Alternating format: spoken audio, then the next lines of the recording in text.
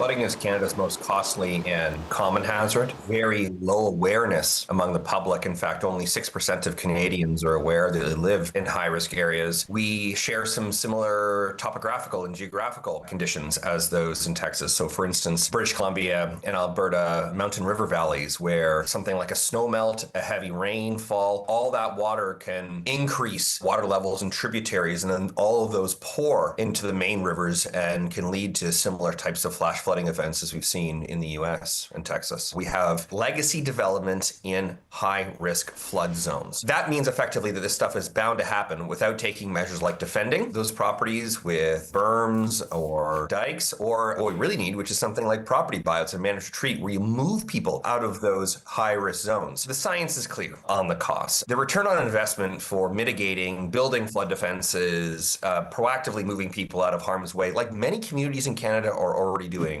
Grand Forks, Merritt, Gatineau, places in New Brunswick, taking these types of measures. For every dollar you spend, you get anywhere between 6 and 12 back, even more so in these high-risk areas. So there's not just a safety and flood management case here. There's an economic case that we ought to be doing this. We need to do a much better job, equivalent to countries like the UK, where you can simply put in your postal code and get a very good idea about the type of flood risk around you. Canadians are really, frankly, in the dark when it comes to this. We've not done a good job of it. We have these overarching concerns that if we release this information, we're going to see property devaluations. And frankly, a lot of that is nonsense relative to the benefits of having coordinated and well-educated population on where the risks are. And at that point, if you do decide to proceed and buy a home or live in these types of areas, you yourself are owning that risk.